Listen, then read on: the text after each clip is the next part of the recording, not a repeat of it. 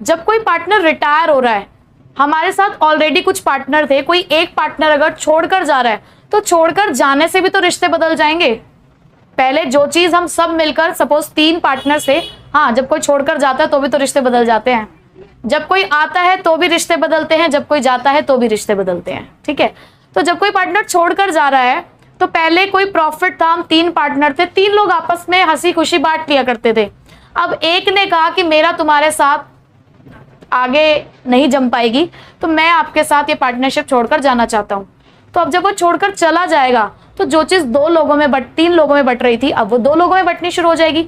फिर से यहाँ पे रिलेशनशिप बदला, जब रिलेशनशिप बदला तो हमें फिर से वहां पर एक एग्रीमेंट को खत्म करना होगा और दूसरे नए एग्रीमेंट को शुरू करना होगा। तो यानी कि बुक्स में चेंजेस आएंगे या नहीं आएंगे? बिल्कुल आएंगे। फर्म फिर से रिकॉन्स्टिट्यूट होगी या नहीं होगी? बिल्कुल होगी। तो रिटायरमेंट ऑफ अ पार्टनर का इफेक्ट क्या होता है कि जब भी कोई पार्टनर हमारे बिजनेस से छोड़कर जाता है बिजनेस को, तो उसकी वजह से बहुत सारे चेंजेस हमें बिजनेस के अंदर देखने पड़ते हैं, बहुत सारे अकाउंटिंग ट्रीटमेंट्स को हमें यहाँ पर एडजस्ट करना पड़ता है।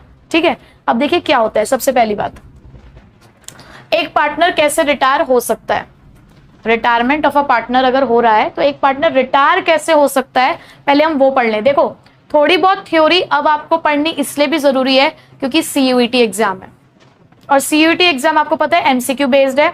बहुत ज्यादा वहां पे प्रैक्टिकल क्वेश्चंस देखने को नहीं मिलते हैं। ये कुछ इसी तरीके के थ्योरी क्वेश्चंस होते हैं प्रैक्टिकल बेस्ड, यानी कि आपको सिर्फ समझना है, कुछ रटना या याद करना नहीं है, सिर्फ समझना है आपको कि क्या क्या होता है। और अगर आपने 11th 12th को अच्छे से समझा हुआ है या 12th को ही अच्छे से समझा हुआ है, आप बहुत अच्छे से सीयूईटी क्रैक कर सकते हो। ठीक है, तो थोड़ी बहुत थ्योरी इसलिए आपको पढ़ना जरूरी है। तो देखिए जरा, अ पार्टनर में retire if there is an agreement between all the partners, यानी कि उन्होंने पहले एक एग्रीमेंट बना रखा था कि इस टाइम के बाद एक पार्टनर रिटायर हो जाएगा।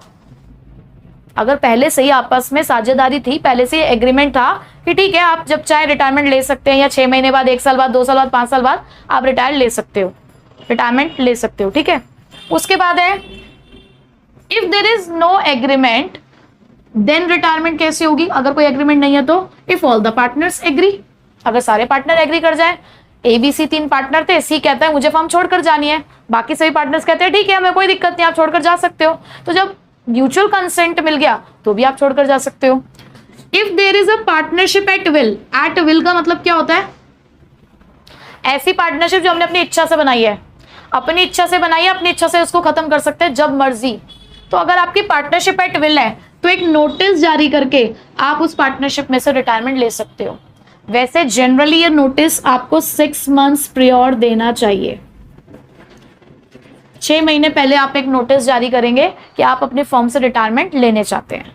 ठीक है, नेक्स्ट, जो पार्टनर हमारे बिजनेस को छोड़कर जा चुका है, जो एक रिटायरिंग पार्टनर है, उसकी लायबिलिटी के साथ हम डील कैसे करेंगे।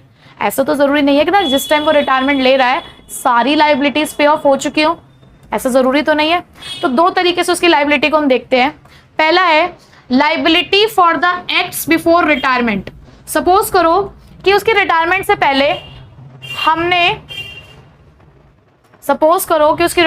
पहले हमने किसी क्रेडिटर से 1 लाख रुपए का सामान खरीदा था। वो पेमेंट अभी हमने 3 महीने बाद करनी है, लेकिन वो आज ही रिटायरमेंट लेकर जा रहा है। तो क्या रिटायरमेंट के बाद उस 1 लाख रुपए में उसका कोई हिस्सा नहीं है? होना चाहिए ना। भले ही उसने रिटायरमेंट ले ली है, लेकिन अगर रिटायरमेंट से पहले कोई भी लायबिलिटी है तो उस लायबिलिटी के लिए वो लायबल माना जाएगा। हाँ, एक केस में वो डिस्चार्ज हो सकता है उस लायबिलिटी से। या तो सारे पार्टनर्स कहते हैं कि चल यार ठीक है तू जा, रिटायरमेंट लेके जा, कोई बात नहीं, हम तेरे से कोई पैसा नहीं लेंगे। या थर्ड पार्टी क्रेडिटर ही कह दे कि कोई बात नहीं, आपके बिजनेस में से जो जा रहा है ना पार्टनर, मुझे इसके हिस्से का पैसा नहीं चाहिए। तो या तो थर्ड पार्टी खुद कह दे या सारे पार्टनर्स कह दे, तो उस लायबिलिटी के लिए वो लायबल नहीं है। अदरवाइज भले ही उसने रिटायरमेंट ले ली है, लेकिन रिटायरमेंट से पहले अगर कोई भी लायबिलिटी थी तो उसका पैसा उसे भरना पड़ेगा। ठीक है, वो लायबल रहेगा। So he will be liable for all the acts up to the date of retirement, लेकिन सिर्फ रिटायरमेंट की डेट तक। लेकिन लायबिलिटी रिटायरमेंट के बाद क्या होगा? अगर रिटायरमेंट के बाद आप कोई लायबिलिटी करते हो, कोई उधारी लेते हो, कुछ भी ऐसा होता है, तो क्या वो लायबल है? बिल्कुल लायबल है। अब आप कहेंगे क्यों? क्योंकि लॉ कुछ बातें कहता है। देखो, सपोज करो कि हम पार्टनर्स हैं, ठीक है, मैंने कहा कि मैं रिटायरमेंट लेना चाहती हूँ बिजनेस में से, आपने कहा ठीक है मैम आप रिटायरमेंट ले लो, कोई प्रॉब्लम नहीं है। आपको पता है, मुझे पता है कि मैंने रिटायरमेंट ले ली है। कल को मैंने बाहर जाकर फर्म के नाम पर लोन ले लिया, ठीक है, अब फिर मुझसे बैंक वाले कहते हैं कि लाओ मैडम लोन दो। मैंने कहा मैंने थोड़ी लिया है लोन, फर्म ने लोन लिया, फर्म से जाके पैसा लो, यानी कि मैं आपके नाम पे कुछ कर सकती हूँ। लाइकवाइज मेरी रिटायरमेंट के बाद आप गए किसी क्रेडिटर के पास मेरे नाम पे लोन लेने के लिए, अब कल को आप भी कह देंगे उन्होंने लोन लिया उनसे जाके लो, मेरे नाम पे आपने बिल फाड़ दिया वहां पे, तो दोनों पार्टीज की तरफ से कुछ ना कुछ गड़बड़ हो सकती है ना। तो भाई आपने रिटायरमेंट ली है, इस बारे में जब तक आप पब्लिक को नहीं बताओगे तब तक आप लाइबिलिटी से पीछा नहीं छुड़ा सकते, इवन आफ्टर द रिटायरमेंट। तो आपको क्या करना चाहिए, एक समझदार पार्टनर को क्या करना चाहिए, a partner is continues to be the liable to the third party for acts of the firm even after his retirement। एक पार्टनर अपनी रिटायरमेंट के बाद भी फर्म की लाइबिलिटी के लिए लाइबल रहता है until a public notice of his retirement is given। जब तक कि वो अपने रिटायरमेंट का एक पब्लिक नोटिस जारी नहीं कर देता। अगर उसने पब्लिक नोटिस जारी कर दिया दैट मीन्स थर्ड पार्टी ने, चाहे वो पढ़ा हो या ना पढ़ा हो, थर्ड पार्टी को उसने जानकारी दे दी है कि मैंने रिटायरमेंट ले ली है। कल को अगर उसके नाम पे कोई बिल आता है तो वो दिखा सकता है कि देखो मैंने पब्लिक नोटिस दिया हुआ है, आपने नहीं पढ़ा, आपकी गलती है। तो ये बात आपको समझ में आ गई कि रिटायरमेंट कैसे होती है, लाइबिलिटीज क्या क्या रहती है, किस तरीके से रहती है। बहुत अच्छे क्वेश्चंस है थ्योरी पर्पस के लिए। नेक्स्ट, अब जब एक रिटायरिंग पार्टनर आपके बिजनेस को छोड़कर जा रहा है, देखो मुझे एक बात बताओ, जब एक पार्टनर एडमिट हो रहा था आपके बिजनेस में, आप उससे क्या क्या मांगते थे? बहुत लालची थे ना तुम, एकदम से आते थे मांगने के लिए। क्या क्या मांग रहे थे? सबसे पहले आपने कहा कि देखो हमारा बिजनेस हमारी गुडविल की वजह से बना हुआ है, हमने बनाया ये बिजनेस, तुम आते हमारे बिजनेस को एंजॉय करने वाले हो, लाओ गुडविल दो, शेयर ऑफ गुडविल मांगी तुमने। दूसरा क्या मांगते थे? ऐसा भी तो मांगते थे, कैपिटल भी तो कहते थे कि लाओ कैपिटल लगाओ, और तुम और भी बहुत ज्यादा सेल्फिश थे, उसके आने से पहले ही सारे प्रॉफिट बांट लेते थे, सारे रिजर्व्स बांट लेते थे, रीवैल्यूएशन भी कर लेते थे, कैपिटल भी एडजस्ट कर लेते थे, सब काम कर लेते थे ना।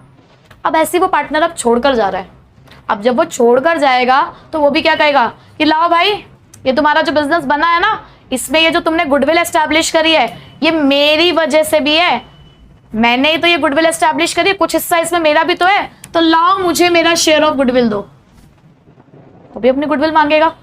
दूसरा, मैंने आपके बिजनेस से पैसा लगाया है, मेरी कैपिटल लगी हुई है, और उस कैपिटल में मुझे अब तक का एक्यूमुलेटेड प्रॉफिट्स का शेयर, या अगर चलो मेरी कोई लाइबिलिटी भी है तो वो कैंसिल करके मुझे मेरा पैसा दे दो, यानी कि सारी एडजस्टमेंट करने के बाद आप मुझे मेरा पैसा दे दो।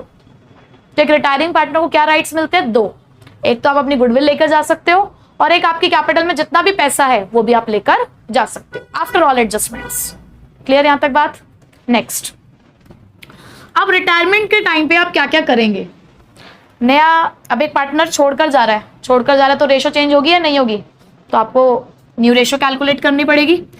दूसरा, आप एडमिशन पे एक रेशो कैलकुलेट करते थे आप बार बार, कौन सी? क्यों? मैं पिज्जा खा रही थी आराम से, मैं खा रही थी और मेरे साथ मेरी 2 फ्रेंड्स खा रही थी। अब अचानक से एक और फ्रेंड आ गई, अब मना तो कर नहीं सकते यार, खाने पीने के टाइम पे ऐसे किसी को मना नहीं कर सकता। हालांकि पिज्जा के साथ मुझे कॉम्प्रोमाइज करना बिल्कुल पसंद नहीं है, लेकिन चलो फिर भी कोई आ गया है तो देना तो पड़ेगा ना। अब मैं अपनी फ्रेंड्स की तरफ सोच रही हूँ कि यार वो दे दे अपने शेयर में से, वो मेरी तरफ देख रही है कि मैं दे दूं अपने शेयर में से, यानी कि हम एक दूसरे को दे रहे हैं। अब या तो हम सभी थोड़ा थोड़ा अपने पैसे दे देंगे, या कोई एक जो ज्यादा ही जिसके अंदर थोड़ी सी इंसानियत जागेगी वो दे देगा। पर एक बात तो तय है, जब कोई आ रहा है, जब कोई एडमिट हो रहा है हमारे साथ, तो किसी ना किसी का शेयर तो सेक्रीफाइस हो गई। तो इसलिए मोस्टली हमारा वहां पे जो कंसर्न था वो सेक्रीफाइसिंग रेशियो के साथ था। अब यहां पर क्या है, हम पिज्जा खा रहे थे, 3 लोग बैठे थे, एक सहेली का फोन आया, बहुत अर्जेंटली उन्हें वहां से निकल कर जाना पड़ा। मैंने कहा भागो जल्दी भागो, अच्छा है 3 चीजें 2 में बटने वाली हैं, इसका मतलब ऐसा भी हो सकता है, चलो 3 नहीं 4 थे हम, 4 में से एक गया, एक उठ के चल दी। मैंने कहा चलो ठीक है यार। अब ऐसा भी हो सकता है कि जो उसका पिज्जा का शेयर था वो सारा का सारा एक ही को मिल जाए, या हम सब हो सकता है आपस में मिलकर बांट ले। पर एक बात यहां पर तय है, अगर कोई छोड़कर गया है तो उसका शेयर किसी ना किसी को तो मिलेगा, सबको भी मिल सकता है, किसी एक को भी मिल सकता है, या किसी दो को भी मिल सकता है, डिपेंड्स सिचुएशन पे कि क्या सिचुएशन रही है। इसका मतलब जब कोई पार्टनर रिटायर होता है तो गेन होना ही होना है, तो इसलिए यहां हमारा कंसर्न क्या रहेगा, गेनिंग रेशियो। तो यहां हम क्या कैलकुलेट करेंगे, new ratio and gaining ratio. Clear ये वाली बात। चलिए नेक्स्ट, अब वो कह रहे हैं ना कि मुझे मेरी गुडविल दो, तो पुराने गुडविल के हिसाब से नहीं दिया जाता पैसा, आज की गुडविल की वैल्यूएशन क्या है, आज की डेट की वैल्यूएशन होगी। जो आज की डेट की वैल्यूएशन है, पहले आप गुडविल को वैल्यू करेंगे, देन उसकी अकाउंटिंग करेंगे। और क्या करेंगे आप, क्योंकि भाई वो भी समझदार पार्टनर है, वो भी कहेगा चलो भाई एसेट्स और लाइबिलिटीज को रीअसेस और रीवैल्यू करो, देखो जरा एसेट्स और लाइबिलिटीज की वैल्यू बढ़ी है या घटी है, प्रॉफिट और लॉस निकालो। उसके बाद रिजर्व्स, आपने मेरे प्रॉफिट के हिस्से में से भी कुछ रिजर्व्स बना रखे हैं, कुछ प्रॉफिट इकट्ठे कर रखे हैं, कुछ लॉसेस हैं, चलो वो भी ले लो, करो इसको भी फटाफट एडजस्ट। उसके बाद मुझे ये बताओ कि आप मुझे कितना पैसा दोगे। अब determining the amount due to retiring partner, कितना पैसा बनता है मेरा, ये भी दो मुझे। फिर पेमेंट टू रिटायरिंग पार्टनर, अब मुझे बताओ कि आप मेरे को पेमेंट दे रहे हो या नहीं दे रहे हो। पेमेंट कर दो, या तो पेमेंट कर देते हैं, नहीं तो लोन में ट्रांसफर कर देते हैं। या तो पेमेंट हो जाती है या किस में ट्रांसफर हो जाता है, लोन में। फिर उसके जाने के बाद हो सकता है कि जो पुराने पार्टनर्स हैं अपने बिजनेस को आगे अगर कंटिन्यू करें तो अपनी कैपिटल को एडजस्ट भी कर सकते हैं। ठीक है, तो ये हमें कुछ चीजें यहाँ पर कुछ टॉपिक्स पढ़ने होंगे रिटायरमेंट के टाइम पे। क्लियर हो गया कंसेप्ट कि रिटायरमेंट होता क्या है और उसमें क्या क्या करना होता है। नेक्स्ट टॉपिक है हमारा ट्रीटमेंट फॉर गुडविल। यहाँ एक पार्टनर है जो एग्जिस्टिंग पार्टनर था, ऑलरेडी आपका पार्टनर था, वो अपने गुडविल का शेयर लेकर जा रहा है। तो देखो जो लेकर जा रहा है अपना शेयर, उस पार्टनर को आप क्या बोलोगे, गेनिंग पार्टनर बोलोगे या सेक्रीफाइसिंग। जो पार्टनर अपना शेयर छोड़कर जा रहा है आपके बिजनेस में से, वो आपके लिए गेनिंग पार्टनर है या sacrificing. Sacrificing, that means retiring partner हमेशा सेक्रीफाइसिंग होता है। और उसके जाने की वजह से किसी ना किसी को तो शेयर मिल रहा होगा उसका, उस पार्टनर को आप क्या बोलेंगे, गेनिंग पार्टनर। तो यहाँ पर जिनको फायदा होने वाला है उसके जाने की वजह से, वो लोग उसे कॉम्पेंसेट करते हैं उस गुडविल के लिए जो वो अपनी लेकर जाएगा। ठीक है, तो यहाँ पर जो रिटायरिंग पार्टनर की अगर आपको गुडविल की एंट्री करनी है, रिटायरिंग पार्टनर्स गुडविल अगर आप एंट्री करने जा रहे हैं तो आप क्या एंट्री करेंगे, गेनिंग पार्टनर्स कैपिटल या करंट अकाउंट डेबिट टू। मैं सेक्रीफाइसिंग लिखूं क्योंकि हो सकता है कोई एग्जिस्टिंग पार्टनर भी सेक्रीफाइसिंग निकल जाए, साथ में स्लैश डाल के मैं इसको रिटायरिंग पार्टनर भी लिख देती हूं, रिटायरिंग पार्टनर्स कैपिटल या करंट अकाउंट। सिर्फ ये एक सिंगल एंट्री करनी है आपको गुडविल के लिए, क्या, गेनिंग पार्टनर्स कैपिटल या current account debit to sacrificing या retiring partners capital and current account. अब next concept, revaluation of assets and liabilities at the time of retirement. क्या होता है, कोई खास डिफरेंस नहीं है, रिटायरमेंट के टाइम पर भी वही रिवैल्यूएशन का कंसेप्ट तो आपका सेम ही रहेगा। एक बार रिवाइज कर लेते हैं कि क्या पढ़ा हमने रिवैल्यूएशन में अब तक। रिवैल्यूएशन अकाउंट आपका पहली बात तो जब भी आप बनाते हो, चाहे आप एडमिशन के टाइम पे बना रहे हो, चाहे change in profit sharing ratio के टाइम पे है, अब रिटायरमेंट के टाइम पे आप सीख रहे हो, एडमिशन में भी आप सीख चुके हो, इसको कंसेप्ट बिल्कुल सेम है। आप बनाते हो इन्हें कि आप अपने एसेट्स को रीवैल्यू कर रहे हो और अपनी लाइबिलिटीज को रीअसेस कर रहे हो। तो एसेट्स और लाइबिलिटीज की वजह से कोई भी अगर आपको प्रॉफिट और लॉस हो रहा है तो आप यहाँ पर रिकॉर्ड करते हो। अब आप खुद सोचो कि एसेट्स की वजह से आपको गेन कब होता है। एसेट्स की वजह से गेन होने का रीजन क्या है, जब आपके एसेट्स की वैल्यू बढ़ जाए, और नुकसान कब होगा आपको, जब एसेट्स की वैल्यू कम हो जाए। तो जब आप यहाँ पर गेन और लॉस को रिकॉर्ड करेंगे तो माइंड में सेट करना है नॉमिनल अकाउंट। नॉमिनल अकाउंट क्या कहता है कि आपके जितने भी लॉसेज हैं उसे आप डेबिट करेंगे, और जितने भी अगर आपको गेन्स हो रहे हैं तो उनको आप क्रेडिट करेंगे। तो एसेट्स और लाइबिलिटीज की वजह से अगर फायदे हो तो क्रेडिट साइड में रिकॉर्ड करना, नुकसान हो तो डेबिट साइड में रिकॉर्ड करना। अब जैसे कि मैंने आपको यहाँ पे कहा कि एसेट्स की वैल्यू बढ़ना इज फायदा, तो आप इसको किस साइड रिकॉर्ड करोगे, क्रेडिट साइड में। एसेट्स की वैल्यू घटना इज लॉस, तो कहाँ रिकॉर्ड करोगे, डेबिट साइड में। ठीक है, लाइकवाइज लाइबिलिटीज की अगर मैं बात करूं तो लाइबिलिटीज की वैल्यू का बढ़ना फायदा है, नुकसान, नुकसान, तो कहाँ रिकॉर्ड करोगे, डेबिट साइड में। और घटना फायदा है तो कहाँ रिकॉर्ड करोगे, क्रेडिट साइड में। बेसिकली अपोजिट ही चलेगा, जब एसेट्स और लाइबिलिटीज आपस में अपोजिट होते हैं। तो कॉन्सेप्ट हमने पढ़ लिया है रिटायरमेंट का कि कॉन्सेप्ट क्या है हमारा, और अब हम करने जा रहे हैं उसके एनसीईआरटी के कुछ क्वेश्चंस रिटायरमेंट के। तो पहला इलिस्ट्रेशन नंबर 1 हमारा न्यू रेशो फाइंड आउट करने का है। रिटायरमेंट में न्यू रेशो फाइंड आउट करना बहुत इजी होता है, ठीक है। तो क्या है, देखो हमारे पास question, Madhu, Neha, Tina are partners sharing profits and losses in the ratio of 5:3:2। Madhu, Neha और टीना 5:3:2 में प्रॉफिट और लॉस शेयर कर रहे थे।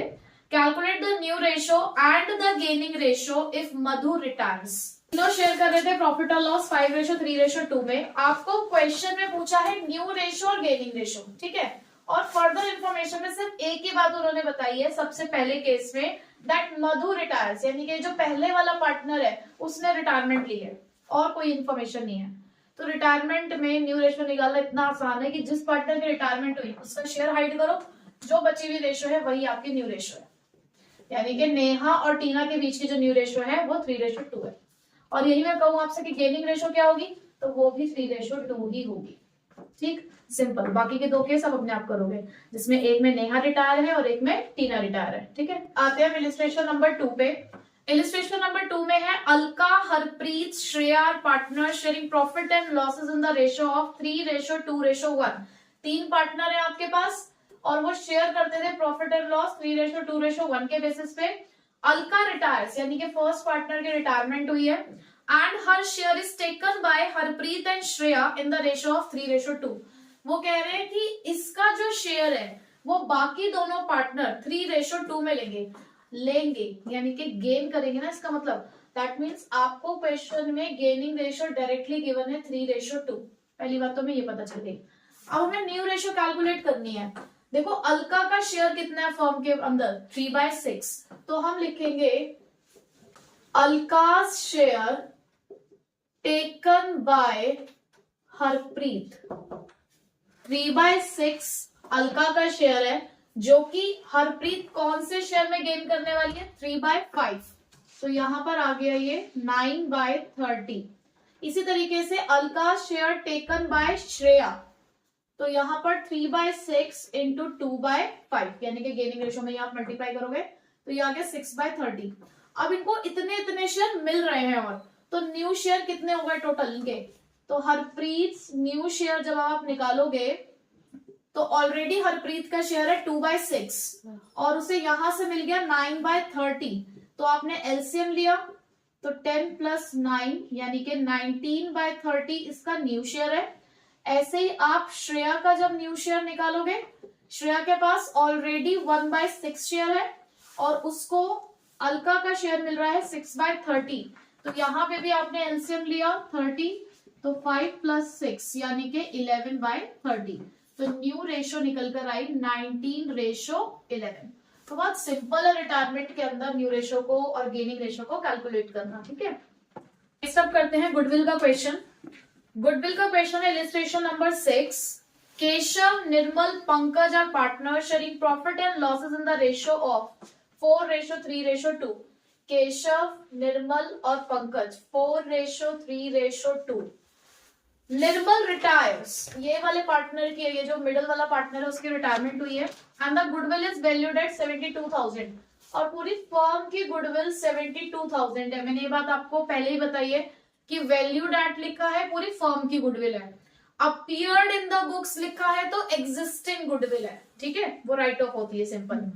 Keshav and Pankaj decided to share the future profits in the ratio of 5:3। देखो केशव और पंकज की आपको न्यू रेशो भी दे रखी है 5:3, तो आपको क्वेश्चन में न्यू रेशो भी मिल गई है और ओल्ड रेशो भी मिल गई है। Record the necessary journal entries. देखो ये रिटायरिंग पार्टनर की गुडविल है, रिटायरिंग पार्टनर की गुडविल कौन सी रेशो में बांटी जाती है, गेनिंग रेशो। एडमिशन में goodwill sacrificing ratio, retirement and death में गेनिंग रेशो, डिसोल्यूशन में एक ही रेशो। कौन सी रेशो, एक ही जो दे रखी होती है वही सब कुछ होती है, वहां तो कोई और रेशो का कॉन्सेप्ट ही नहीं है। तो दैट मीन्स एंट्री तो हमें करनी है, बट एंट्री करने से पहले हमें एक काम करना होगा, हमें निकालनी है गेनिंग रेशो। तो पहले गेनिंग रेशो निकाल लेते हैं। फॉर्मूला क्या होता है, न्यू माइनस ओल्ड। तो भाई देखो केशव की जो न्यू रेशो है वो क्या है 5/8 और ओल्ड रेशो क्या है 4/9। एलसीएम आया 72, 45 - 32, 13/72। मैं यहां पर के और एन लिख रही हूं, आप नहीं लिखेंगे इस तरीके से शॉर्ट फॉर्म, पंकज की न्यू रेशो 3/8 और ओल्ड रेशो है 2/9। एलसीएम अगेन 72, 27 माइनस 16, तो ये आ गया आपका 11/72। तो दैट मीन्स गेनिंग रेशो आई 13:11। ठीक, निर्मल की गुडविल के लिए, बट निर्मल की गुडविल तो क्वेश्चन में है ही नहीं हमारे पास, तो पहले निकालोगे निर्मल शेयर ऑफ गुडविल। तो यहां पर आप निकालेंगे निर्मल्स शेयर ऑफ गुडविल 72,000 इंटू निर्मल का शेयर कितना है बिजनेस में 3/9, यानी कि कितना आएगा ये गुडविल आई उसकी 24,000 की। ठीक है, तो बस अब हमें एंट्री का करने नहीं है, गेनिंग पार्टनर ये दोनों है, तो एंट्री हुई Keshav capital account debit, Pankaj capital account debit to Nirmal's capital account. 24,000 की उसकी गुडविल है और इस 24,000 को आप बांट रहे हो गेनिंग रेशो में, यानी कि 13/24 एंड 11/24। तो ये आ गई आपकी गुडविल इन दोनों के लिए 13,000 एंड 11,000। 24 कैसे? ठीक है, ठीक है, तो हमने रिटायरिंग पार्टनर की गुडविल के लिए क्या एंट्री करी है, gaining partners capital account debit to sacrificing partners. Share कर रहे हैं प्रॉफिट और लॉस 3:2:1 में। Goodwill is appearing in the books. देखो क्वेश्चन दे रखा है goodwill appear in the books, तो ये कौन से वाली गुडविल है आपकी, ये आपकी एग्जिस्टिंग गुडविल है। ठीक है, कौन से वाली जो राइट ऑफ करनी होती है, तो एग्जिस्टिंग गुडविल है आपकी 60,000 की। पमी रिटायर्स, यानी कि जो मिडिल वाला पार्टनर है उसने रिटायरमेंट ली है, and at the time of Pammi's retirement goodwill is valued at, और उस टाइम पे पूरी फर्म की गुडविल 84,000 है।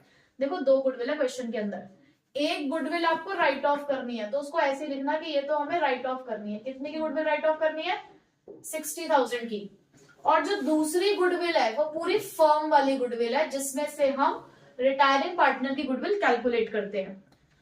Honey and Sunny decided to share the future profits in the ratio of 2:1, और जो रिमेनिंग पार्टनर्स रह गए हैं उनकी आपको न्यू रेशो दे रखी है। ठीक है, देखो जब भी रिटायरमेंट का क्वेश्चन आ रहा है गुडविल का, आपको सबसे पहला काम ये करना है कि गेनिंग रेशो फाइंड आउट करनी है, रिटायरिंग पार्टनर की गुडविल फाइंड आउट करनी है। ठीक है, ये सब काम वैसे भी वर्किंग नोट में करना होता है। तो हम स्टार्ट करते हैं सबसे पहले गेनिंग रेशो कैलकुलेट करना, new ratio minus old ratio.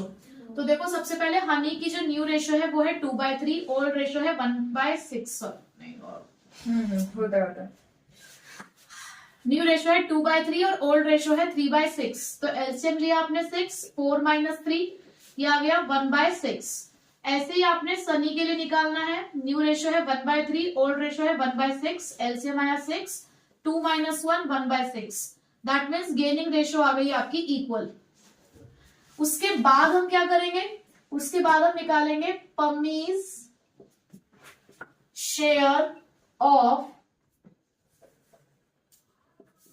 Goodwill. Pammi's share of goodwill जब आप निकालोगे तो पूरी फर्म की गुडविल है 84,000। देखो इस वाली गुडविल से निकालना है, और उसका शेयर कितना है 2/6, तो कितना आया ये बताओ। 16,000। सही बता रही हूँ मैं? नहीं, गलत बता रही हूँ। 28 हाँ 28 था, हाँ क्या कहते थे, क्योंकि इसमें बताया ना। तो 28,000 आ गई है ये गुडविल आपकी। अब आपको क्या करना है, सिर्फ एंट्री। तो सबसे पहले राइट ऑफ करने की हम एंट्री कर देते हैं। क्या एंट्री होती है, old partners capital to goodwill. अब ओल्ड का मतलब क्या, देखो अब तक तो सारे ही ओल्ड थे रिटायरमेंट से पहले, तो तीनों पार्टनर का नाम आएगा। तो honeys capital account debit, entry तो हमने लिख दी है, ओल्ड पार्टनर्स के सभी के कैपिटल अकाउंट को डेबिट कर दिया है। 60,000 बांटने कौन सी रेशो में, ओल्ड रेशो में ही बांटोगे। तो 30,000, 20,000 एंड 10,000। ठीक, सेकेंड एंट्री करोगे आप रिटायरिंग पार्टनर की गुडविल के लिए, गेनिंग टू सेक्रीफाइसिंग। तो ये दो पार्टनर्स आपके गेन कर रहे हैं, तो इन दोनों के कैपिटल अकाउंट्स को करोगे आप डेबिट,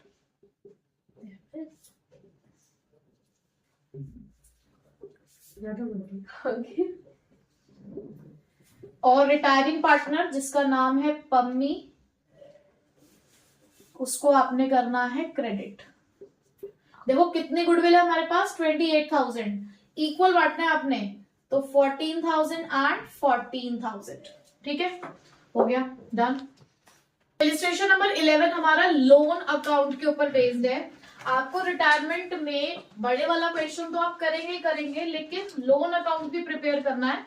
और जो लोन अकाउंट है वो सेम आपको डेथ में भी पढ़ना है, तो एक बार पढ़ लो, दूसरे चैप्टर का काम अपने आप हो जाएगा। ठीक है, क्योंकि वहां पर भी ऐसा हो सकता है कि आपको डिसीज पार्टनर का लोन अकाउंट, यानी कि वही एग्जीक्यूटर अकाउंट जब बनता है तो एग्जीक्यूटर का लोन अकाउंट होता है। ठीक है, तो वहां पर सेम कॉन्सेप्ट है, एक जगह पढ़ लो, दोनों जगह सेम है। तो इलिस्ट्रेशन नंबर 11 है, तो Amarinder, Mahendra and Jogender are partners in a firm. Mahendra retires from the firm. On the date of the retirement, rupees 60,000 become due to him. तो कि रिटायरमेंट हुई है और 60,000 रुपीज हमने उसको देने हैं। ठीक है, Amarinder and Jogendra promised to pay him in installments every year at the end of the year to which he agreed. उसने कहा कि हर साल के एंड में हम आपको इंस्टॉलमेंट दे दिया करेंगे और आपको इस तरीके से आपको पैसा मिल जाएगा। Prepare the Mahendra's loan account in the following cases. अब आपको 3 केस दे रखे हैं। ठीक है, तो मैं आपको पहला केस करा रही हूँ, बाकी दोनों केसेस आप अपने आप करेंगे। पहला केस है, when payment is made for 4 yearly installment plus interest at the rate 12% per annum on the unpaid balance, यानी कि 4 साल में आपको लोन की पेमेंट करनी है। टोटल लोन है कितने का, 60,000 रुपए का, 4 साल में पे करना है। तो 1 साल की किस्त कितनी हुई, कितनी की इंस्टॉलमेंट बनी आपकी, 15,000 की। अगर आपको टोटल 60,000 रुपए देने हैं और 4 साल में देने हैं तो 15-15 करके ही दोगे, साथ में 12% पर एनम के हिसाब से आप इंटरेस्ट भी दोगे। ठीक है, हमें महेंद्र की कैपिटल की पेमेंट करनी है और उसे हमने लोन अकाउंट में ट्रांसफर किया है, तो हमने एंट्री करी होगी Mahendra's capital account debit to Mahendra's loan account. तो दैट मीन्स यहाँ पर सबसे पहले आपको लोन अकाउंट में अमाउंट ट्रांसफर करना होगा। तो पहली एंट्री आप करोगे बाय महेंद्र's कैपिटल अकाउंट। कितने का लोन था टोटल, 60,000 का। चलो अब क्वेश्चन में ना, क्योंकि आपको ईयर भी मेंशन नहीं है, डेट भी मेंशन नहीं है, तो आपको ईयर 1, ईयर 2, ईयर 3 इस तरीके से करना पड़ेगा। ठीक है, तो ईयर 1 में सबसे पहले आपने 60,000 रुपीज का लोन ट्रांसफर किया। अब आपने क्या करना है, देखो पहले पूरे साल 60,000 रुपए इस्तेमाल करोगे। अब इस्तेमाल करोगे तो इंटरेस्ट भी तो दोगे, तो पहले आपने इस साल का इंटरेस्ट ड्यू करना है। आपने इस साल कितना पैसा इस्तेमाल किया, पहले साल में पूरा 60,000 ना, तो आप पूरे 60,000 पे इंटरेस्ट ड्यू करोगे 12% के हिसाब से, जो कि आपका आएगा 7,200। ठीक है, अब जब ईयर एंड होगा तो इंटरेस्ट ड्यू करने के बाद आपको उसकी पेमेंट करनी है। तो पेमेंट करोगे तो आप क्या लिखोगे, टू बैंक अकाउंट। कितनी पेमेंट करोगे, 15,000 की इंस्टॉलमेंट, 7,200 का इंटरेस्ट, टोटल 22,200। ठीक है, और उसके बाद निकालोगे सीधे सीधे अपना बैलेंस, और बैलेंस कितना बचेगा आपके पास, 45,000। अब नेक्स्ट ईयर 2 स्टार्ट हुआ। आप सबसे पहले बैलेंस लिखोगे बाय बैलेंस बीडी। तो कितना बैलेंस आपका चल रहा है, 45,000। अब फिर से इस साल आपने इंटरेस्ट ड्यू करना है। अब बताओ आपने कितना पैसा इस्तेमाल किया इस साल, जितना बैलेंस था आपके पास 45,000, तो इस साल आप इंटरेस्ट कैलकुलेट करोगे 45,000 पे 12% के हिसाब, 5,000 पे 12% के हिसाब से आपने इंटरेस्ट कैलकुलेट किया, 5,400 आया। फिर आप क्या करोगे, सेकेंड ईयर में आके फिर से इंस्टॉलमेंट पे करोगे टू बैंक अकाउंट। अगली इंस्टॉलमेंट 15,000 की, इस साल का इंटरेस्ट 5,400, टोटल आपने पे किया 20,400 और 30,000 रुपए का आपका बच गया बैलेंस। ठीक है, तो हमने सेकेंड ईयर क्लोज कर दिया अपना। अब फिर से थर्ड ईयर का बैलेंस लिखेंगे हम। थर्ड ईयर में आप यहाँ पर बैलेंस ट्रांसफर करोगे। सबसे पहले बाय बैलेंस बीडी 30,000। अब बताइए इस साल कितने पे इंटरेस्ट कैलकुलेट करेंगे आप, 30,000 पे, क्योंकि आपने 30,000 इस्तेमाल किया, 12% के हिसाब से 3,600। ठीक है, इस साल की इंस्टॉलमेंट टू बैंक अकाउंट, 15,000 की इंस्टॉलमेंट, 3,600 का इंटरेस्ट, टोटल आपने पे किया 18,600। अब आपके पास बैलेंस कितना रह गया है, 15,000। बैलेंस कैसे निकाल रही हूँ मैं? माइनस करके। क्या माइनस करके? इधर के टोटल में से इधर का टोटल माइनस करके, या सिंपली आप लोन देखो ना, 60 में से 15 दे दिए 45 बचे, फिर 45 में से 15 दे दिए 30 बचे, अब 30 में से 15 दे दिए तो 15 बच रहे हैं। ठीक है, ऐसे भी निकाल सकते हो। क्या हमने थर्ड ईयर भी क्लोज कर दिया है। अब ईयर 4 पर आते हैं। ईयर 4 के अंदर बाय बैलेंस BD 15,000। अब यहां पर आप मुझे बताओ कि इस साल आपने कितना पैसा इस्तेमाल किया है?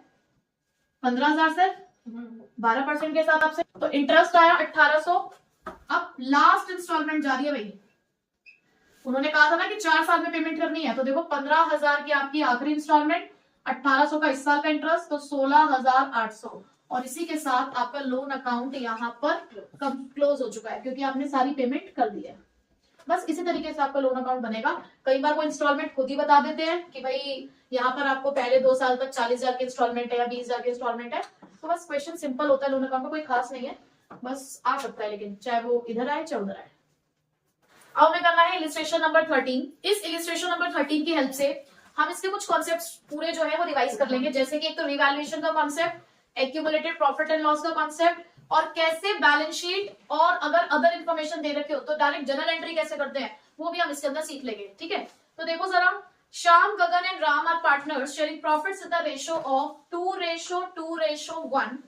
बैलेंस शीट आपको दे रखी है नीचे पूरी, और कुछ पॉइंट्स भी हमारे पास देखो नीचे मिली है, और जर्नल एंट्री पास करनी है और बैलेंस शीट प्रिपेयर करनी है। देखो अब जो 6 नंबर का क्वेश्चन आता है ना, वो ऐसा आ सकता है कि जर्नल एंट्री और बैलेंस शीट है, तीनों चीजें ना बनाने को देकर उन्होंने सिर्फ आपसे जनरल एंट्री और डायरेक्ट बैलेंस शीट पूछ ली, तो ऐसा हो सकता है। तो देखो जनरल एंट्री जब भी आप करें, मैंने आपको ये बात हर चैप्टर में समझाई है कि जब भी आप जनरल एंट्री करते हो ना बैलेंस शीट वाले क्वेश्चन के अंदर, तो शुरुआत बैलेंस शीट से ही किया करो, ताकि आपकी कोई भी एंट्री ना छूटे। पॉइंट वाइज, लाइन वाइज चलो, ये नहीं कि कभी भी उठा के बीच में से रिवैल्यूएशन की एंट्री कर दी, कभी जनरल रिजर्व की एंट्री कर दी, ऐसे नहीं करना है। हम पहले बैलेंस शीट को देखेंगे, उसकी लायबिलिटी साइड को, कि क्या कोई हमारे पास कोई रिजर्व्स या प्रॉफिट्स है जो हमें बांटने हो। देखो जरा पहले एक बार, जनरल रिजर्व है हमारे पास 14,500 का, ठीक है। हम एम्प्लॉइज प्रोविडेंट फंड क्यों नहीं बांट रहे? फंड है ना वो भी, बट वो एम्प्लॉइज के लिए है। एम्प्लॉइज और पार्टनर दो अलग अलग लोग हैं। वो एम्प्लॉइज की सैलरी का पार्ट है। आप एम्प्लॉइज के सैलरी पे आपका कोई हक नहीं है, पार्टनर्स के प्रॉफिट पे तो हक है, लेकिन सैलरी पे कोई हक नहीं है। तो पार्टनर्स अपने प्रॉफिट में से जो रिजर्व बनाते हैं वो है जनरल रिजर्व। तो जनरल रिजर्व आपको बांटना है, कौन से रेशो में बांटोगे ये बता सकते हो? ओल्ड, पुराने पार्टनर, पुरानी रेशो, पुराना अमाउंट। तो बांटने की एंट्री कर दी है। General reserve account debit to Shyam's capital, to Gagan's capital, to Ram's capital, 2:2:1 में हमने 14,500 को डिस्ट्रीब्यूट कर दिया। अब इसी तरीके से आप एसेट साइड्स को देखो। एसेट साइड में क्या कोई ऐसा आपके पास deferred revenue expenditure, advertisement suspense, profit and loss account या कुछ गुडविल है क्या? कुछ नहीं है इनमें से। दैट मींस एसेट साइड से तो कुछ नहीं होने वाला। अब पढ़ते हैं आगे का question. As Gagan got a very good break at MNC, he decided to retire. नहीं, तो रिटायरमेंट किसकी हुई है? गगन की। It was decided that Shyam and Ram would share the future profits in the ratio of 5:3. आपको question में new ratio भी मिल चुकी है श्याम और राम की, which is 5:3. 5:3 है new ratio. Goodwill of the firm was valued eight. अब देखो यहाँ पर गुडविल की बात आ गई, तो पहले हम गुडविल की एंट्री कर देते हैं, रिटायरिंग पार्टनर की गुडविल निकाल लेंगे। ठीक है, तो वर्किंग नोट्स के अंदर हम लोग पहले गेनिंग रेशो कैलकुलेट कर लेते हैं। वर्किंग नोट में सबसे पहले हम गेनिंग रेशो कैलकुलेट करते हैं, न्यू माइनस ओल्ड। तो सबसे पहले श्याम की न्यू रेशो देखते हैं 5/8, ओल्ड रेशो है 2/5, एलसीएम आएगा हमारा 40, दैट मींस 25 माइनस 16, तो 9/40। इसी तरीके से राम के लिए देखो, न्यू रेशो है 3/5, ओल्ड रेशो है 1/5, एलसीएम आया 40, 15 माइनस 8 यानी कि 7/40। तो आपकी गेनिंग रेशो आ चुकी है 9:7। अब हमें निकालना होगा गगन शेयर ऑफ गुडविल, तो वो भी हम अपने वर्किंग नोट में ही कैलकुलेट करते हैं। आप यहां पे लिखेंगे गगन शेयर ऑफ गुडविल। पूरी फर्म की गुडविल कितनी है देखो 70,000, और गगन का शेयर कितना है फर्म के अंदर 2/5, तो उसका शेयर ऑफ गुडविल कितना हुआ? तो गगन शेयर्स ऑफ गुडविल आया हमारे पास 28,000। अब इसे हमें बांटना है 9:7 में। Gaining partners debit to capital, gaining partners debit to sacrificing partner, और सेक्रीफाइसिंग कौन है? जो रिटायर होके जा रहा है। तो देखो एंट्री हमारी क्या बनती है, क्या नाम उसका? श्याम ना,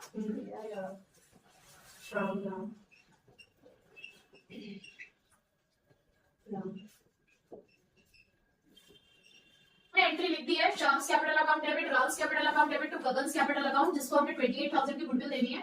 अब इसे हम बांट देते हैं 28,000 इंटू 9/16। तो गेनिंग रेशियो में डिवाइड करने के बाद हमारे पास आया 15,750 एंड 12,250। आगे बढ़ते हैं क्वेश्चन को। अब आगे लिखा है machinery at 78,000, building at 52,000, that means revaluation का कुछ कॉन्सेप्ट है।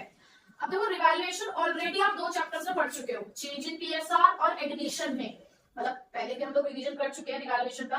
तो रिवैल्यूएशन का सिंपल सा कॉन्सेप्ट है, एसेट्स और लायबिलिटीज की वजह से अगर फायदा हो तो रिवैल्यूएशन क्रेडिट करना है, नुकसान हो तो रिवैल्यूएशन डेबिट करना है। ठीक है, तो अब देखो पहली हमारे पास एंट्री जो है रिवैल्यूएशन की वो है मशीनरी एट 78 लिखा हमने। आप बैलेंस शीट में जाके देखो, पहले मशीनरी थी कितने की, 85 की, अब कितने की हो चुकी है, 78 की। फायदा हुआ नुकसान, नुकसान हुआ है। कितने से नुकसान हुआ आपको, 7,000 से, क्योंकि आपके एक एसेट की वैल्यू कम हो गई है। ठीक है, तो आप रिवैल्यूएशन को करेंगे debit, revaluation account debit to machinery, कितने से, 7,000 से। आप ना अभी यहाँ पे रिवैल्यूएशन के सामने अमाउंट मत लिखना, जितने भी एसेट्स डिक्रीज हो रहे होंगे या अगर आपकी लायबिलिटी इंक्रीज हो रही हो तो यही एंट्री करेंगे उसकी एक ही बार। उसके बाद देखो बिल्डिंग 1,52,000 की हो गई है, जबकि पहले कितने की थी, 1,22,000, यहाँ पे 30,000 से बढ़ गई है, फायदा हो गया हमें, फायदे में रिवैल्यूएशन क्रेडिट। तो आप यहाँ पे एंट्री क्या करेंगे, building account debit to revaluation, building account debit to revaluation कितने से इंक्रीज हुई है, 30,000 से। ठीक है, आगे चलते हैं। स्टॉक 30,000, देखो स्टॉक पहले कितने का था, 40,000 का, अब कितने पहुंच गया, 30,000 का। भाई कम हो गया, कितने से कम हो गया, 12,000 से, तो नुकसान हो गया। तो यहीं पे लिख देंगे इसी वाली एंट्री में, स्टॉक अकाउंट 12,000। उसके बाद next, bad debts amounted to ₹1,550, what to be written off, bad debts. Bad debts मतलब क्या है, नुकसान ना, तो इसका मतलब इस नुकसान की वजह से कौन सा एसेट कम होता है आपका, डेटर। तो आप यहाँ लिख देंगे टू डेटर्स 1,550। तो देखो अब यहाँ पर आ गया है 20,550। ठीक है, रिवैल्यूएशन के डेबिट में हमने टोटल का लिख दिया है, और इधर हमारे पास क्रेडिट में से एक ही चीज है रिवैल्यूएशन में 30,000 की। तो देखो हमें ना रिवैल्यूएशन को प्रॉफिट और लॉस से निकालना है, तो ये क्वेश्चन में बोलते नहीं है, हमें खुद निकालना है। आपका रिवैल्यूएशन डेबिट है 20,550 से, जबकि क्रेडिट है 30,000 से, तो फायदा हुआ नुकसान, क्रेडिट साइड बड़ी है, डेबिट साइड छोटी है, फायदा प्रॉफिट है 450। इससे हमने 2:2 तीनों पार्टीज में डिस्ट्रीब्यूट कर दिया। देखो आज का क्वेश्चन हमारे पास इंफॉर्मेशन तो कुछ नहीं है, लेकिन हमें कुछ एंट्रीज खुद पास करनी है, जैसे कि अब क्योंकि इसकी रिटायरमेंट हुई है तो भाई आपको इसको पैसा देना है। उन्होंने कई क्वेश्चन में लिखा कि रिटायरमेंट पार्टनर को पैसा कैसे दिया जाएगा या पैसे दे रहे हैं, जब वो कुछ भी नहीं रखते तो आपको खुद से उसके लोन में पैसा ट्रांसफर करना होता है। तो आपको पास करेंगे governance capital account debit to governance loan account. अभी देखिए हमने पहले दोनों को क्रेडिट किया है, जैसे कि हमने यहाँ पर कर्जा रेशो से क्रेडिट किया, तो यहाँ पर 5,000 है, और यहाँ पर होगा 33,800। उसके बाद हमने यहाँ पर किया है बराबर 37,000 से क्रेडिट डबल का ऑप्शन है। अब बैलेंस शीट को इसका बैलेंस रखा होता है जो 62,500 वो भी क्रेडिट बैलेंस है, तो वो भी आपको इसके अंदर प्लस करना है।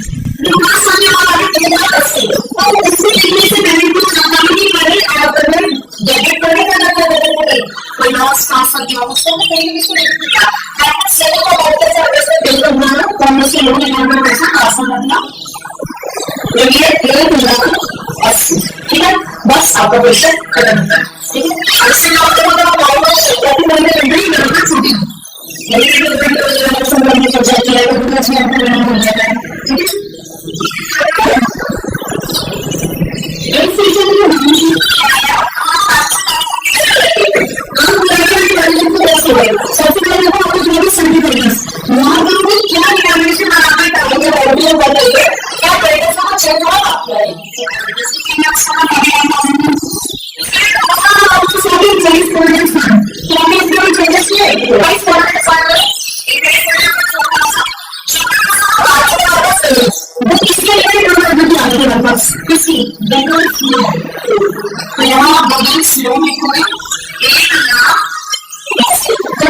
उसके बाद यहाँ पे कैपिटल अकाउंट सीखेंगे,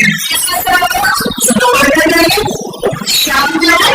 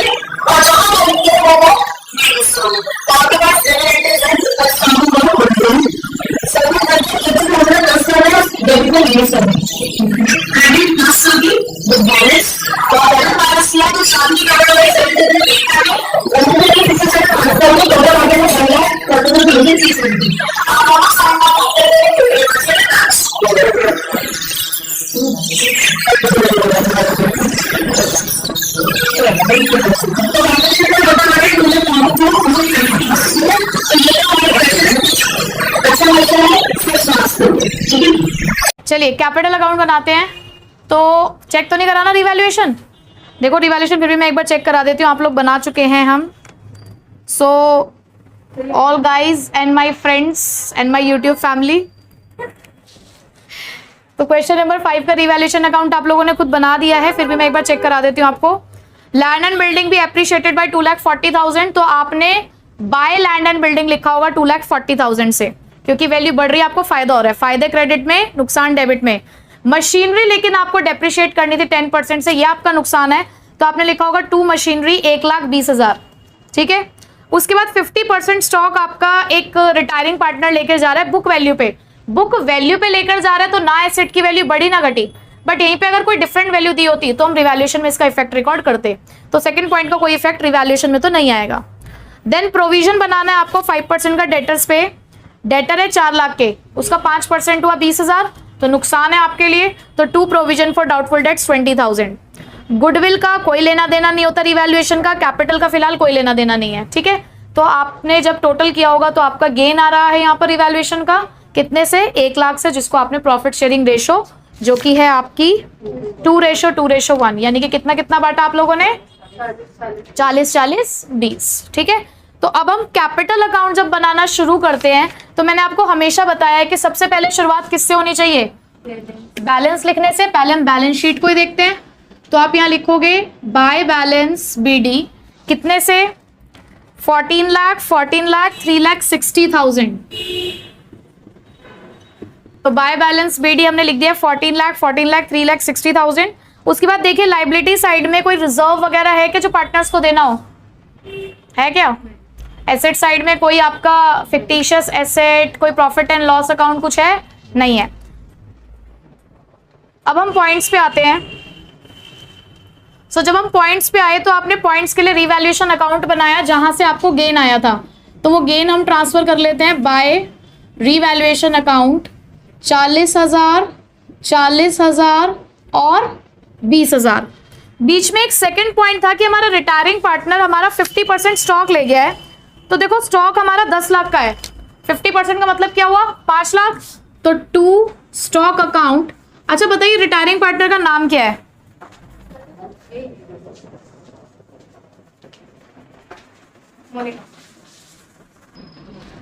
ठीक है, 50% स्टॉक हमारा रिटायरिंग पार्टनर लेके जा रहा है। 50% मतलब देखो कितने का स्टॉक है हमारे पास? 10 लाख का स्टॉक है, तो 50% का मतलब हुआ 5 लाख। रिटायरिंग पार्टनर है हमारी मोनिका, तो मोनिका के डेबिट साइड में, क्योंकि देखो हम उसकी कैपिटल को कम कर देंगे उतने से ही, जितने से वो हमारा स्टॉक लेकर जा रही है उतने से हम क्या कर देंगे? उसकी कैपिटल अकाउंट को कम कर देंगे, क्योंकि उतना पैसा हमने कम देना है उसको।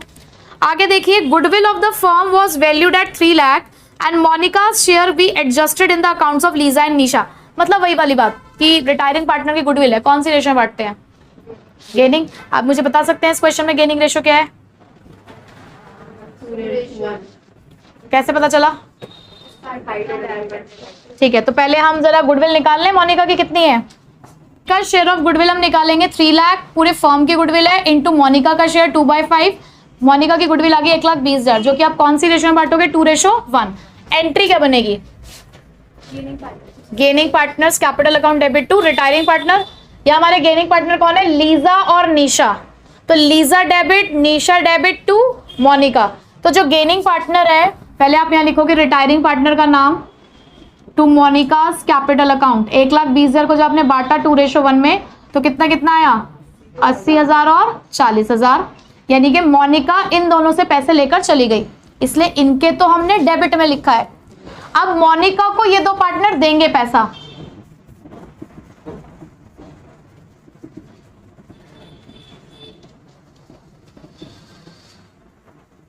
गेनिंग पार्टनर्स हैं, ये मोनिका को शेयर दे रहे हैं, तो by Lisa's capital account, by Nisha's capital account 80,000 और 40,000। पहले मुझे बताइए गुडविल की एंट्री में कोई डाउट तो नहीं है? सिर्फ यही है, इसके अंदर टेढ़ी चीज और कुछ भी नहीं है। जिस पार्टनर को आपने गुडविल देनी है उसके क्रेडिट में अमाउंट आएगा, नाम दूसरे पार्टनर्स का लिखा जाता है, गेनिंग पार्टनर्स का। यहाँ रिटायरिंग पार्टनर का नाम लिखोगे और उनके डेबिट में से पैसा निकाल लोगे, ठीक है। फिर उसके बाद अब आई कैपिटल एडजस्टमेंट। ध्यान से सुनिए जरा। The total capital of the new firm will be fixed at 27 lakh. नई फर्म की कैपिटल हमने 27 लाख फिक्स कर दी है। ये न्यू प्रॉफिट शेयरिंग रेशो क्या है आपकी? 2:1, वही वाली हो गई, ठीक है। तो आपने क्या करना है? बहुत बहुत सिंपल, आपने सिर्फ यहां पर न्यू कैपिटल निकाल लेनी है, Lisa's new capital. Total capital of the firm कितनी बताई उन्होंने हमें? 27 लाख, इंटू न्यू रेशो क्या है इसकी? 2/3। तो कितनी कैपिटल आ गई इसकी नई वाली? 18 लाख। लाइकवाइज निशा की कैपिटल निकालेंगे आप। निशाज न्यू कैपिटल 27 लाख इंटू 1/3, तो ये कितना आ गया? 9 लाख। बताइए 18 और 9 27 कंप्लीट। अब ये जो न्यू कैपिटल आई है ये बन चुके हैं आपके टू बैलेंस सीडी, ठीक है। आपने क्या करना है? यहां लिख देना है 18 लाख। अब मोनिका तो जाने वाली पार्टनर, उसका तो बैलेंस आएगा नहीं, और यहाँ पे 9 लाख। इसी तरीके से इस साइड अब आपने क्या करना है? टोटल। अब आपने कुछ नहीं करना, सिर्फ टोटल करना है। सॉरी, 14,40,000, और इधर का टोटल आपको दिख रहा है 18,80,000। इधर बड़ा है 18, डिफरेंस आ रहा है आपका 4,40,000, ठीक है। अभी क्या लिखना है वो बाद में पढ़ते हैं। ऐसे ही इधर देखो, अभी मोनिका को बाद में देखेंगे। निशा, इधर 3,80,000 टोटल है, उधर 9,40,000, इसका डिफरेंस भी उधर आ रहा है, तो ये डिफरेंस आ रहा है 5,60,000, ठीक है। अब देखते हैं कि यहाँ पे लिखना क्या है। तो जरा लास्ट वाले पॉइंट पे आओ। फिर से लिखा है for the purpose current accounts of the partners were to be opened. उन्होंने बोला कि इस पर्पस के लिए, भाई आपने जो कैपिटल एडजस्टमेंट करी है इसके लिए जो डिफरेंस आया, उसके लिए आपने कौन से अकाउंट्स खोलने हैं? पार्टनर के करंट अकाउंट। तो आप यहां लिख दोगे बाय पार्टनर्स करंट अकाउंट, और क्योंकि ये आपने बैलेंस करके निकाला है तो आप यहाँ पे क्या लिखेंगे? Balancing figure. क्या कुछ अलग कर रहे हो? बिल्कुल एडमिशन में सेम काम किया आपने, सेम कैपिटल एडजस्टमेंट करी है, ठीक है। मोनिका के लिए देखो जरा, मोनिका का टोटल कितना आ रहा है? इसका टोटल आ रहा है हमारे पास 15,60,000। इधर भी लिखेंगे 15,60,000, बट क्योंकि 5 लाख का एडजस्टमेंट हो चुका, तो कितने पैसे दोगे बस अब? 10,60,000। अब क्वेश्चन में कुछ मेंशन नहीं है कि क्या करना है रिटायरिंग पार्टनर का, तो क्या करोगे? उसके लोन में ट्रांसफर। खुशी, ठीक है, हमने उसके लोन में ट्रांसफर कर दिया है। क्लियर हुआ कैपिटल अकाउंट जी। आइए भाई क्वेश्चन नंबर 55 पे। हमें क्वेश्चन के अंदर रीवैल्यूएशन अकाउंट और पार्टनर्स कैपिटल अकाउंट बनाना है, ठीक है। रीवैल्यूएशन ऑलरेडी आप लोग बना चुके हैं, एक बार डिस्कस कर लेते हैं हम लोग रीवैल्यूएशन अकाउंट। सबसे पहले the balance sheet of Asha, Deepa, Lata who are sharing the profit and losses in the ratio of 5:3:2। आपके पास क्वेश्चन के अंदर रेशो है 5:3:2। बैलेंस शीट गिवन है। आशा रिटायर्ड ऑन 1 अप्रैल, आशा की रिटायरमेंट हुई है, and Deepa and Lata decided to share the future profits in 3:2। भाई एक बात और ध्यान रखना, क्वेश्चन में न्यू रेशो गिवन है, दैट मीन्स आपको यहाँ पर गेनिंग रेशो कैलकुलेट करनी पड़ेगी। गुडविल दे रखी है, क्या गुडविल का रिवैल्यूएशन से कुछ लेना देना होता है? नहीं। Fixed assets are to be depreciated 257,500, इतने तक हो गए हैं आपके फिक्स्ड एसेट्स। तो देखो पहले थे 60,000 के, अब 57,500 के हो गए हैं। 2,500 से कम हो गए हैं, तो किस साइड लिखा आपने? डेबिट साइड में टू फिक्स्ड एसेट्स। का provision for doubtful debts at 5% on debtor, तो भाई 1 लाख का 5% 5,000 बनाया होगा आपने डेबिट साइड में, to provision for doubtful debts. फिर डी पॉइंट है, a liability for claim included in creditors for 10,000 it settled at 8,000। Sundry creditor में एक 10,000 की आपकी लाइबिलिटी थी जो 8,000 में सेटल हो गई, तो 2,000 का आपको फायदा हो गया, बाय संडी क्रेडिटर्स 2,000। ठीक, तो आपका ये डिफरेंस आया होगा 5,500 का लॉस जो आपने बांटा 5:3:2। क्या निकल कर आया? आशा का शेयर कितना आया है? कितना? 2750 आशा का, दीपा का 1650, 100 आपका किसका? लता का। ठीक है, अब हम पार्टनर्स कैपिटल अकाउंट पे आते हैं। देखो नीचे डी पॉइंट के नीचे एक लाइन लिखी हुई है, the amount to be paid to Asha by Deepa and Lata in such a way that their capitals are proportionate to their profit sharing ratio। आशा को पैसे देंगे। अब आशा को जो पैसे देने हमने, वो पैसा क्या हो गया? आशा कोई रिश्तेदार तो नहीं है ना? हमने तो I am so sorry, Asha ji बोलूं फिर मैं। तो हमने आशा को जो पैसे देने हैं दीपा और लता ने मिलकर वो प्रॉफिट शेयरिंग रेशियो में पैसे लेकर आने, लेकिन हमें एक बैंक बैलेंस छोड़ना है 15,000 रुपए का। ठीक है, ये कैपिटल एडजस्टमेंट है, पर इसका इफेक्ट बिल्कुल लास्ट में जाकर आएगा। उससे पहले आप क्वेश्चन जैसे करते हो आपको वैसे करना है। ठीक है, तो बताइए कैपिटल अकाउंट में सबसे पहले आप क्या लिखते हैं यहाँ पे? Yes, by balance BD. BD नहीं, बीडी 40,000, 62,000 और 33,000। ठीक है, उसके बाद हम हमेशा से क्या करते हैं? बैलेंस शीट से बनाते हैं पहले कैपिटल। लाइबिलिटी साइड में बताइए कोई बांटने वाली चीज है क्या? लाइबिलिटी साइड में प्रॉफिट एंड लॉस अकाउंट को आपको बांटना है 5:3:2 में। जरा बांटिए फटाफट। हमने बांटा 42,500, 25,500 और 17,000। ठीक है, अब एसेट साइड में बताइए कोई बांटने वाली चीज है क्या? नहीं। अब आते हैं फर्स्ट पॉइंट पे, गुडविल। गुडविल बताइए रिटायरिंग पार्टनर की गुडविल कौन सी रेशियो में बढ़ती है? Gaining ratio. दे रखी है, कैलकुलेट करनी पड़ेगी, कैलकुलेट करनी पड़ेगी। तो गेनिंग रेशियो का formula new minus old.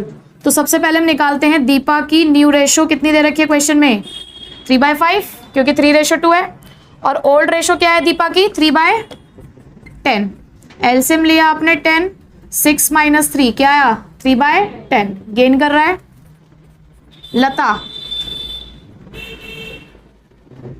2/5 - 2/10, LCM आया 10, 4 - 2 हमेशा नहीं, जब न्यू रेशियो गिवन है क्वेश्चन में तो आपको कैलकुलेट करनी पड़ेगी। क्या आई गेनिंग रेशियो आपकी? ठीक है, पूरी फर्म की गुडविल कितनी है? 80,000। हमें निकालनी है आशा की गुडविल। तो पूरी फर्म की गुडविल है 80,000। आशा का शेयर है 5/10, तो कितनी गुडविल आ गई उसकी? 40,000। ठीक है, इस 40,000 को आपने बांटना है 3:2। देखो जो गेनिंग पार्टनर है आपके, गेनिंग पार्टनर कौन है? दीपा और लता ना। तो दीपा और लता का नाम आप यहां लिखेंगे बाय दीपास कैपिटल अकाउंट और बाय लतास कैपिटल अकाउंट। लेकिन अमाउंट किसके में जाएगा? आशा में। ठीक है, 20,000 और 16,000, 40,000 बांट दिए हमने। अब देखो गेनिंग पार्टनर्स ने आशा को पैसा दे दिया तो उसके अकाउंट से निकलेंगे भी तो पैसे, तो यहां लिखोगे टू आशास कैपिटल अकाउंट, लेकिन अमाउंट किसके में जाएगा? दीपा और लता के में। ये एंट्री बस थोड़ी सी समझनी है आपको। ठीक हो गया। उसके बाद नेक्स्ट पॉइंट्स पे आए तो रिवैल्यूएशन बनाया था आपने। रिवैल्यूएशन से आपको लॉस आया था, कितने कितने का लॉस था? 2750, 1650 और 1100। ठीक है, यहां तक कोई दिक्कत? अब कैपिटल एडजस्टमेंट की बारी। बट कैपिटल एडजस्टमेंट से पहले आप मुझे इनके बैलेंसेस निकाल के बता दो कि कितने कितने आ रहे हैं। फुल नॉर्मल तरीके से कर लिया है। आप क्या करेंगे, जो आपके रिमेनिंग पार्टनर्स हैं पहले आप उनके बैलेंसेस निकालोगे, पर उसे यहाँ लिखना नहीं है, सिर्फ बैलेंस निकालने हैं। कैसे? जैसे कि दीपा के क्रेडिट साइड का टोटल किया, उसमें से डेबिट साइड माइनस किया, तो आपका आंसर आ रहा है 61,850। ठीक है, इसी तरीके से लता का क्रेडिट साइड का टोटल किया, उसमें से इसका डेबिट साइड का टोटल माइनस किया, आपका आंसर आ रहा है 32,900। ये रिमेनिंग पार्टनर्स की एडजस्टेड कैपिटल है। अब हमें ये चेक करना है कि total capital of the firm है कितनी, ठीक है। तो उसके लिए उन्होंने कहा है कि हम ना आशा को जो पैसा दे रहे हैं, यानी कि जो हमारी रिटायरिंग पार्टनर है, इसको जो हम पैसा दे रहे हैं वो भी हम फर्म में लाएंगे पैसा। तो जब वो फर्म में पैसा लाएंगे तो कैपिटल उतने से और बढ़ रही है ना, ठीक है। तो आप यहां पे एक और चीज लिखोगे, amount brought in by Deepa and Asha, sorry Deepa and Lata. बताइए आशा का आपने, अब देखो अब कितना पैसा लेकर आना है उसके लिए आपको ये चेक करना है कि हमने आशा को पैसा देना कितना है। तो आपने ऐसे ही आशा के क्रेडिट में से आशा के डेबिट को माइनस किया, बताइए कितना है आपका ये आंसर, 1 लाख। आगे तो ये आया आपका 1,19,750, ठीक। यहां तक का क्वेश्चन तो बिल्कुल सिंपल था। आप क्या करते, इतना टोटल करते, टोटल करके न्यू रेशियो में बांट देते, बट उन्होंने कंडीशन ऐड करी है। उन्होंने बोली आप फर्म का पैसा इस्तेमाल तो कर सकते हो, देखो आपके पास बैंक बैलेंस है ऑलरेडी क्वेश्चन में, देखिए जरा बैलेंस शीट में कितने का है, ऊपर बताओ बैलेंस शीट में कितना बैंक बैलेंस है, 40,000। आपके पास बैंक बैलेंस है 40,000, वो कह रहे सिर्फ 15,000 बैंक बैलेंस मेंटेन रखना है, मतलब आप पैसा लाओ इस हिसाब से लाओ कि बैंक में से 15,000 रुपए हो। तो आप क्या कर सकते हो, आप 40,000 इस्तेमाल कर सकते हो, ठीक है। पहले तो आप कर लो इतना ही टोटल, इतने का अगर हम टोटल करें, निकाल लिया आपने, इतने का आपने टोटल किया तो 2,14,500, 14,500 यहां तक का टोटल। जो आपको रिक्वायर्ड बैलेंस है वो आपने प्लस किया, जो अवेलेबल बैलेंस है वो हमने माइनस करना है, ठीक है, क्योंकि इतना पैसा तो हमें चाहिए, ये हम इस्तेमाल कर सकते हैं। एक जो आपकी 8,000 की लाइबिलिटी वाली एडजस्टमेंट है, तो वो पैसा भी तो हमें चाहिए, वो 8,000 रुपए भी हमें यहाँ पर क्या है लेकर आने फर्म में, ठीक है। तो इसलिए वो 8,000 भी हम यहाँ पे क्या करेंगे प्लस। आ रहा है 1,97,500, ये बनी आपकी total capital of the firm. और इसी से निकालेंगे आप दीपाज न्यू कैपिटल 1,97,500 इंटू 3/5 और लताज न्यू कैपिटल 1,97,500 इंटू 2/5। तो ये आ गया आपका 1,18,500 और ये 79,000, ठीक। ये क्या बनी आपकी न्यू कैपिटल, कहाँ लिखोगे, टू बैलेंस CD 1,18,500 और 79,000। अब बस लास्ट आपको क्या करना है, सब साइड्स का टोटल निकाल के बैंक बैलेंसेस निकालने हैं कि कितने कितने निकल रहे हैं। इस साइड का टोटल 1,44,150, इसमें से आपने ये माइनस किया, डिफरेंस आया 56,650। ऐसे लास्ट वाले के लिए इस साइड का टोटल बढ़ा था 96,100, माइनस किया, इधर का डिफरेंस आया 46,100। ये है cash brought in by the remaining partners to make their capital proportionate to new profit sharing ratio after living a balance of ₹15,000, ठीक है। तो ये कैपिटल एडजस्टमेंट लास्ट थी रिटायरमेंट की, इसी के साथ रिटायरमेंट खत्म होता है।